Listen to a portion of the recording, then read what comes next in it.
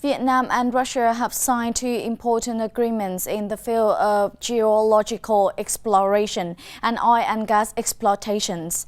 The agreements were inked by Vietnamese Minister of Industry and Trade Nguyễn Hồng Diên and Russian Energy Minister Nikolai Shuginov on the sideline of the 6th Russia Energy Week International Forum in Moscow. The Russian Energy Week was held in Moscow from October the 11th to 13th, bringing together high-ranking officials and representatives of leading energy companies from over 60 countries. On the sidelines of the forum, Vietnamese Minister of Industry and Trade Nguyễn Hồng Diên met with Russian Energy Minister Nikolai Shuginov. The two ministers reviewed the implementation of bilateral oil and gas and energy projects and agreed on a number of major cooperation directions for the coming time. The signing of two cooperation deals on energy cooperation, as Minister Hồng Diên said, showed the strong support of leaders of the Vietnamese and Russian states and governments for prioritized policies in the fields of energy and oil and gas in the bilateral cooperative ties in the time to come. Meanwhile, the Russian minister notes progress in cooperation in the development of renewable power generations over the past time, especially in the construction of wind farms. The Vietnam Summit in Japan 2023 opened at the University of Tokyo on October 15 as part of activities to mark the 50th founding anniversary of the diplomatic ties between Vietnam and Japan. The Vietnam Summit in Japan is a series of seminars held every 2 years by the Vietnamese Academic Network in Japan, the Vietnamese Professionals in Japan, and the Vietnamese Youth and Students Association in Japan.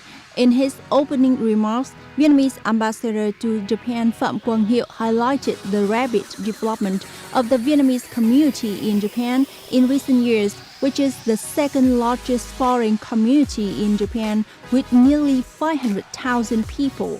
Vietnamese intellectuals in Japan have engaged in many practical activities benefiting their homeland and contributed to establishing and promoting cooperation between the two countries, especially in the fields of technology and innovation.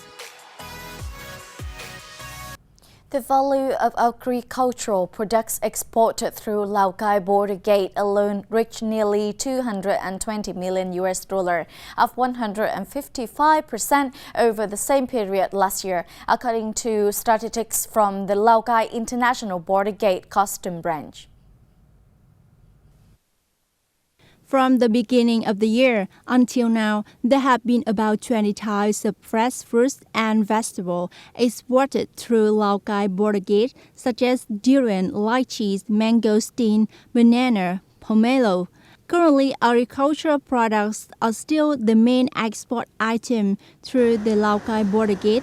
Export turnover from the beginning of the year to September the 30th at Lào Cai International Custom Branch reached $417.9 million, up 265% over the same period last year. US-based Forbes magazine recently suggests 24 must-try tourism destinations in 2024 for world tourists. In this list, Vietnam has one representative, Hạ Long Bay, Hạ Long, Quảng Ninh.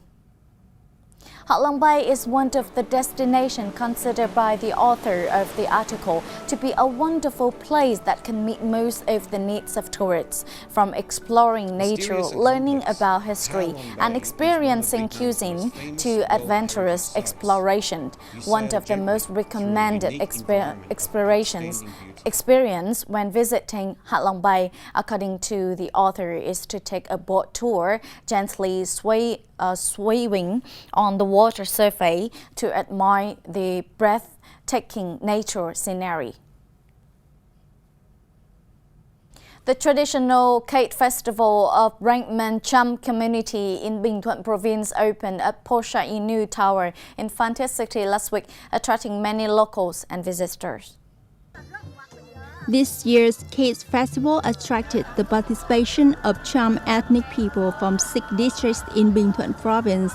The festival opened with a procession of Goddess Sposa Inu's costume, folk songs and dances, and Paranung drum performances.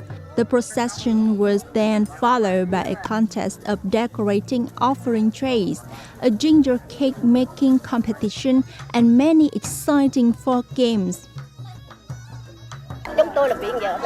Kate Festival is an important part of the intangible cultural heritage treasures of the Cham people. We all come here to commemorate and express the community's gratitude to the kings, gods, ancestors, and grandparents who have blessed and sustained the Cham people in life and business. The Kate Festival also aims to promote community solidarity and mutual support while raising participants' awareness of the history and culture of their ethnic group